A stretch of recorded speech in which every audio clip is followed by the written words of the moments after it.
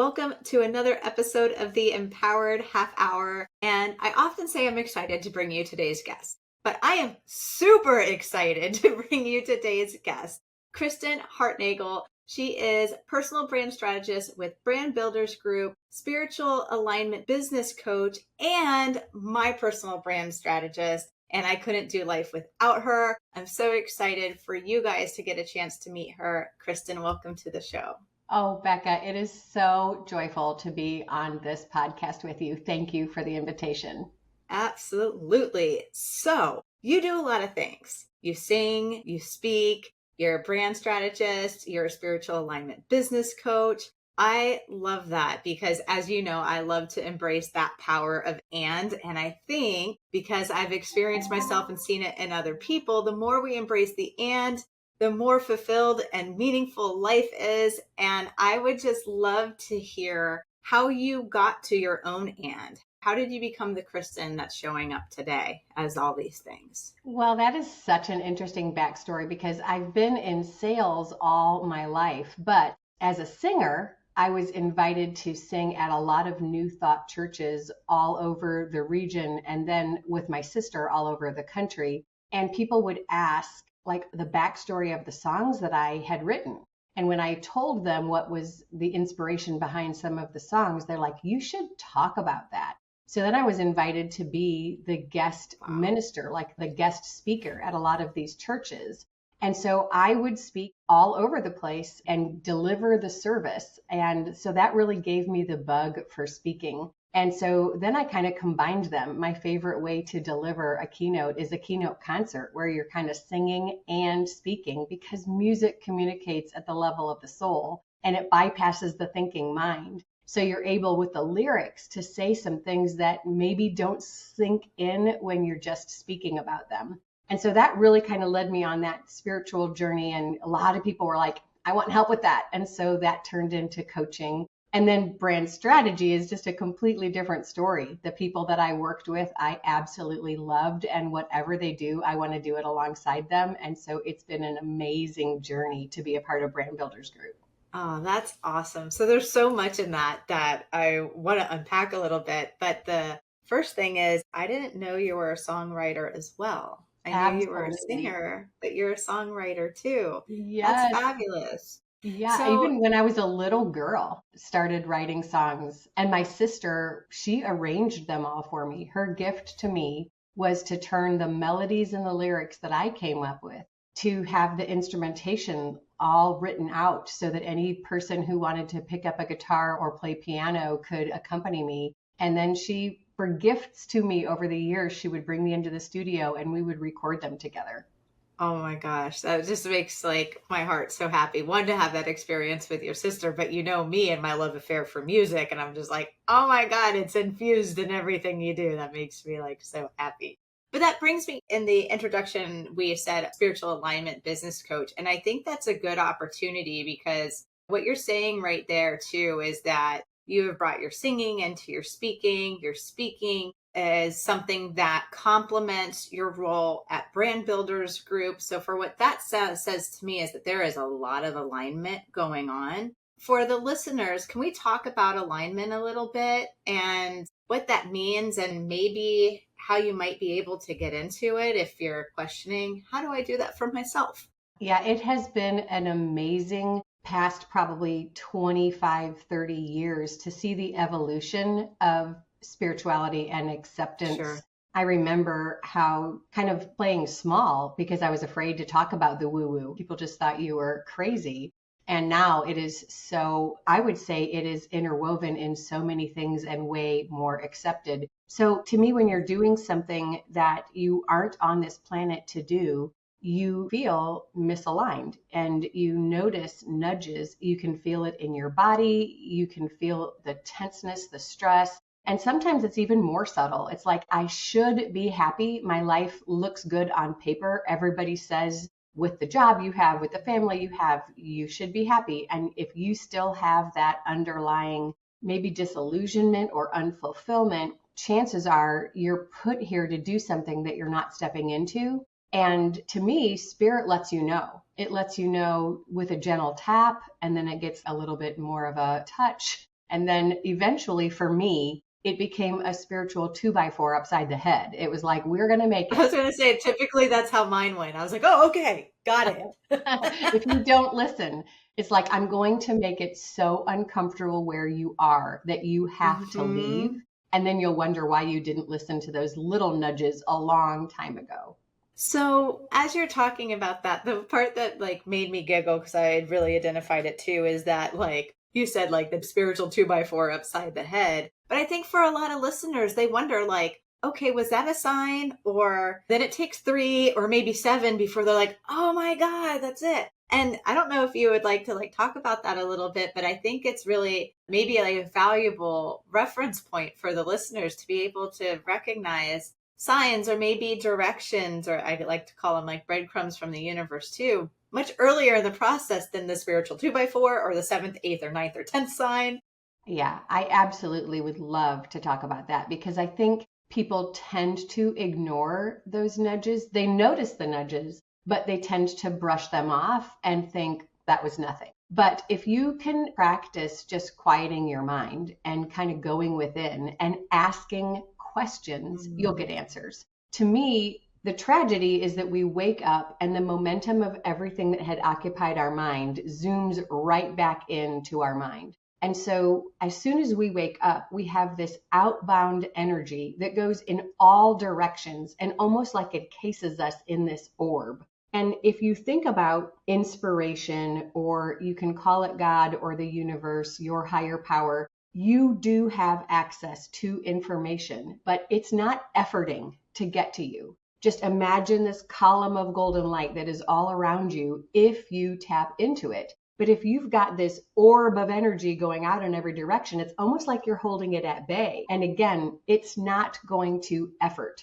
It takes us giving it the gift of our attention. So to practice quieting your mind allows that to reach you. And so I would say if you're noticing nudges, but you're not sure, then go within and ask questions and try and tap into that. Because to me, that is your source. It is the guidepost. It's the ability to direct you with strategy and insight and help you make decisions.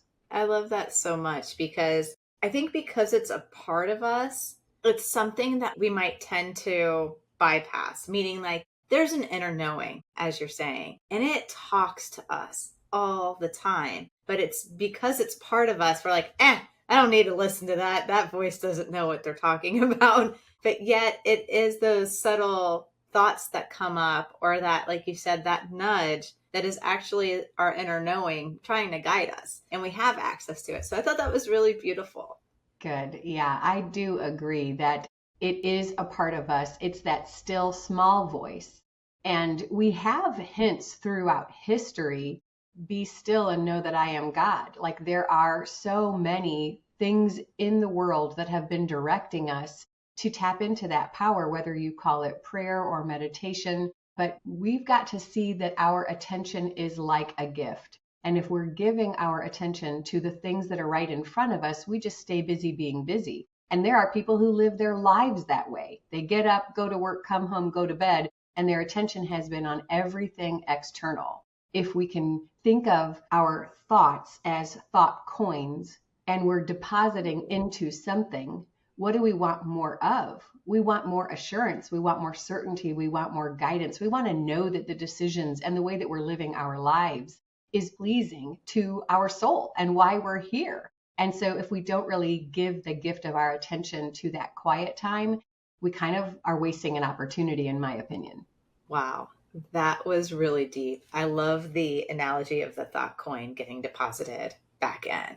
That is so powerful. So, but I do want to pivot to another question. So in this journey, 25, 30 years of being in your gifts, talents, strengths, getting on course, off course, on course again to get into that alignment, what type of lessons or what is a lesson or maybe 2 lessons that you have learned along the way? Well, one of them I would say I didn't have any dogmatic religion that I overcame. And a lot of people who have found their own spiritual path did so because they felt oppressed or they felt that they were losing something or missing something in whatever they had been practicing. Unlike that story, I was raised with a mom, a dad, and a sister who were all into very deep spiritual conversations, philosophy, questioning everything.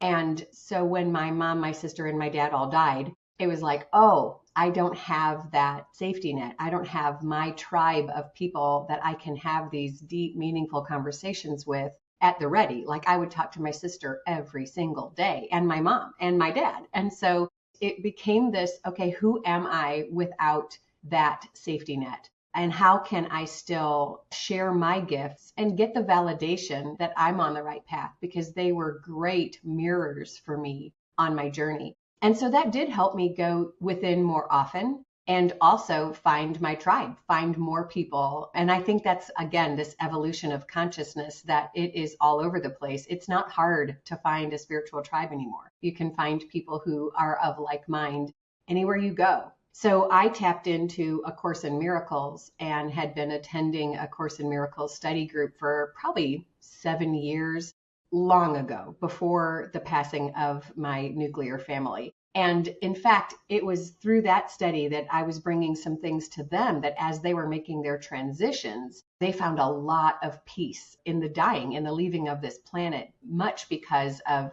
just these spiritual conversations about get excited about what is next. We don't know, but oh my gosh. And I've had Yeah. conversations with them from the other side, and it's been like, that's pretty woo woo, but it is pretty exciting to know I mean, I that, have too. So, I mean, that's yeah. one thing. I know that listeners are pretty familiar with my story, but it's not very often, Kristen, that I come across someone who's also lost mom, dad, for me, brother, so nuclear family, and it's just me. And that can feel very daunting. I have said also very beautiful because it has forced the journey inside, and I've had to find my belonging within myself, within my family unit, my husband, my children, and then in community, even like getting an opportunity to like work with you and Elle and Jeremy at Brand Builders Group, how we met, it felt like an instant click. And so one of the things that I want to say to the listeners is that if you're estranged from your family or you've had deep loss, or maybe you love your family and you just, but you don't identify with all their beliefs and stuff like that, you have an opportunity to go within and find your own belonging. And I really love that you ended there. But I would love, if you don't mind, like talking a little bit about finding your tribe or like ways that you can feel more whole, whether, again, you're facing grief or new challenges or whatever. So I'll just give it to you. Well, there's two stories that I'd like to share. I don't know if we have time for both, but one of them, I know that there are never any accidents. Like I'm sitting next to the person on the plane for a reason, and I travel a lot. So my prayer every time I board a plane is that if they have something for me or if I have something for them, let's get to it really quickly. And if not, then let me sleep. And so there's this one story of a woman who shared with me that she was on her way to see her mother, who was very ill and kind of brittle. And she confessed that she thought the reason that her mom was enduring this much pain is because she hated the woman that her brother married. And she became so bittered that it really tainted her whole outlook on life. And so when we began to talk about what she was going to experience going to visit her mom, she was already dreading that it was going to be a horrible experience. Like, I love my mom, but she's only going to talk about this sister-in-law. And so I said, we can't do anything about somebody else's behavior, but we can do a lot of work ourselves. So I asked if she was open. Like, these were ideas that were coming to me and through me. It wasn't like I had thought about this in advance, but what I was kind of inspired to say is, can you picture your mom happy? Can you spend time in your own imagination remembering what it was like for her to be happy? And then work that you can do over time is seeing a picture of this sister-in-law and your mom happy, and the picture of the sister-in-law getting closer and closer and closer until it's the picture of the sister-in-law that makes your mom happy. That's just work that you're doing. She needs never know that you're even doing this work. But what you're doing is you're paving the way for a future experience to be something different than what you already expected.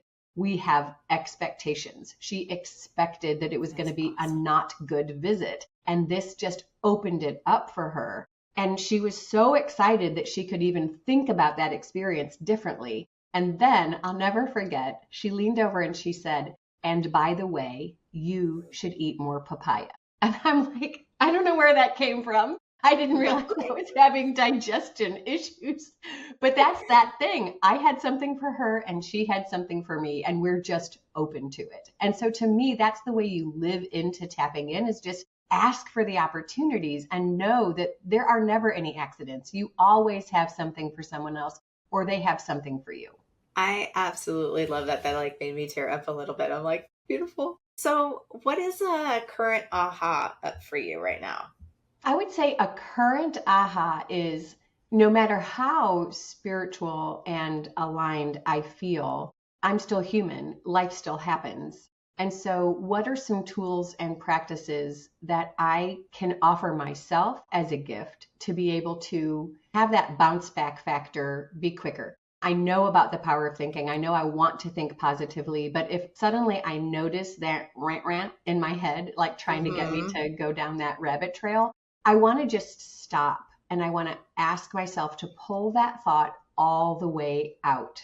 And I call this is part of my coaching, and it's been an aha moment for me over and over again. It's detach with amusement. Just understand that the brain is doing its job. It is just thinking thoughts. And if it's about to go down that rant trail, I have the power to stop it and say, oh, there's my brain trying to get me to go down a rabbit trail. I don't have to go there. So detach with amusement, and then don't get mad at your brain. Just go, there, little brain. I know you're just on a well-worn pathway, and I would rather be intentional about my thinking. And if I can be lighthearted about it, then I don't get mad at myself for having negative thoughts. So detach with amusement is a tool that I like to give myself. And then a second part is to reduce to the ridiculous. What is this thought really trying to, like, what is the very worst that this thought is maybe hinting at? And then can I give equal playing time to something equally as not likely? Like go all the way to the extreme of what's the best that could happen. Because the more attention I can give there, the more I'm kind of swinging that dial from negative to positive. And then the third step is to invest wisely. Back to what we talked about before. If my thoughts are like currency and I'm contributing to something, why would I want to contribute to something that doesn't make me feel good? So I want to invest my thought coins wisely. I love all three of those steps so much. I mean, detach with amusement, because when you are able to elevate above your situation, you can see the humor in things, or you can kind of just not be so serious about what's happening. And then reduce to ridiculous. I always have had a saying for myself that I tell myself is that anxiety is a dirty little liar. Like, and that reminds me of the reduced to ridiculous. I'm like, what is anxiety really trying to tell me? And it's basically trying to tell me that I'm going to die if I do this thing. And it's really not that deep. And so I love reducing to ridiculous, because as I've done that to myself, I start peeling it back. I'm like, yeah, I'm definitely not going to have that bad of an outcome. That's pretty ridiculous. So Right. it's a good step to share with the listeners. Thank you. You're so welcome. So why, like, we have 10 minutes left, so we still have a lot of time, but we're getting down to the bottom, and I'm like, man, it's already 20 minutes in. Why are you passionate about the message of alignment?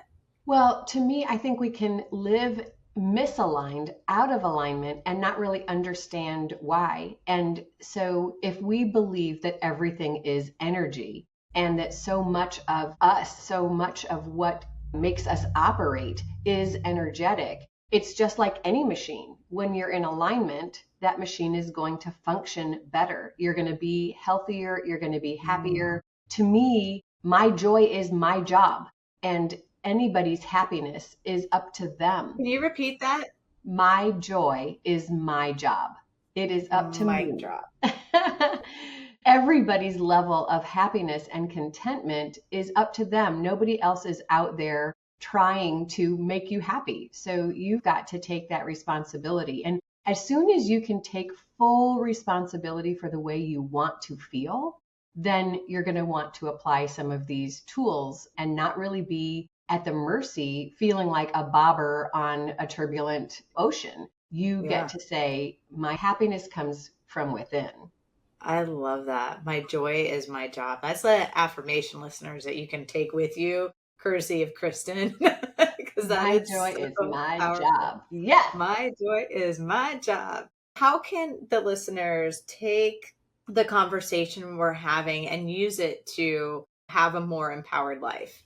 If we don't feel a victim of what's going on, if we really are willing to accept this responsibility, then the opportunity is to kind of be the witness to everything that you're experiencing. And just remember, this is from A Course in Miracles, I could choose peace instead of this. Something is pushing my buttons. And instead of trying to fix the thing, if I could go within and say, why do I have a pushable button about this? Like there is something in me that is pushable and I don't want to have a pushable button. So now I'm taking responsibility for anything that's rubbing me the wrong way. And I'm able to see that. And this is the big shift. I'm able to see that as a gift. What a gift to mirror to me that part in me in need of healing so that I can work on it. So that guy that pissed me off, that woman who cut me off in traffic, they're gifts. They're the thing that helps me go, oh, there's that pushable button. I get to work on that. And so I want to be able to do that work, see everything as that opportunity. And so therefore this phrase, holy shift, everything's a gift. That is a big part of my personal brand. Can you repeat that one again? I feel like you're full of mic drop moments, but I would like it one more time. Holy shift, everything's a gift. Even that thing that really ticked you off, that's a gift. If you use it as an opportunity to say what in me is in need of healing so that I wouldn't have been triggered in that way. Wow, that's amazing. So, what's another powerful message from your work that you would like to share with the listeners that might be able to help them on their journey? I would say you can't approach any situation, conversation, experience without bringing all of you along to that situation. Mm. Like I cannot not bring my Kristenness. Everything that has made me who I am up to this point comes with me. And therefore, I am not seeing things for it in an ultimately true way. I am seeing things through my Kristen filter, through my Kristen lens. And therefore, that's why I have pushable buttons. Something in my past has set me up to have a pushable button. And so if I can believe, if I can understand that I'm not seeing truly, I am seeing through the Kristen filter, it helps me to practice getting out of my own way. And this is a prayer. This is what I would talk to the Holy Spirit about. I would say, you know everything. Show me from a healed perspective how to see this differently. Because I cannot see it for the truth that it is. I'm seeing it through the Kristen lens. So show me from your full healed perspective how to see this differently. And that allows me to get out of my own way and really be, I would say, this is where the guidance comes in. Yeah. It really does help me see, oh, I've been seeing it this way when I could be seeing it this way. But that's that surrender. That's that taking the time to be quiet and go within. Yeah, I really like that because and I even enjoy how you said that's that time to go within because that's how we started our conversation was kind of in that quietude. But so often we try to solve the problems from our Becca or our Kristen or our limited self, right? And I love that you just gave a very easy prayer / invitation to the listeners to fall back into something that's really bigger than them, that has the answers, that has the clarity, and that can offer the guidance that they might just not be able to tap into themselves. That's ultimately, like you said, the surrender, but that prayer was so beautiful. And I think sometimes what I've seen, at least, is that people just don't know the how. And that little prayer could be a how for a listener that's just facing the same problem or the same talk track or auto repeat in their head over and over and over again. So it's Absolutely. really beautiful. Well, good. I appreciate that. This is how it kind of spills into the work as a personal brand strategist with Brand Builders Group is that all of our clients, every person can have a crisis of confidence. And especially when you're trying to build something about who you are, imposter hit syndrome sets in and makes you think, I'm not saying 100%. anything new. I'm not like, is this really worthy? Are people even going to want this? And so that's out of alignment. If you're out of the love that is continuously available to you, if you are second guessing everything about you. And so if you could love you as much as God loves you, you could reduce that crisis in confidence. And so I think that these tools that we've been talking about help our clients too. I mean, if I'm coaching them, not all of the brand builders group strategists talk about this kind of thing. But as soon as somebody is doubting themselves, if we can just talk about some tools to help them just get back in alignment, they can have that bounce back factor be so much quicker and get right back on that horse and keep on the journey. That is awesome. Guys, Kristen just helped us with our bounce back factor. I mean, you have said so many mic drop moments. I'm so happy. I'm like, this will be a very quotable episode. Yay. But Yeah. Kristen, I would love for you to share with the audience how they can stay in touch with you. Well, I know that if anybody who is trying to do what you're doing with their own lives and business, if they want to have a free brand strategy call, they can go to freebrandcall.com/KH for Kristen Hartnagel, and we can have a call together.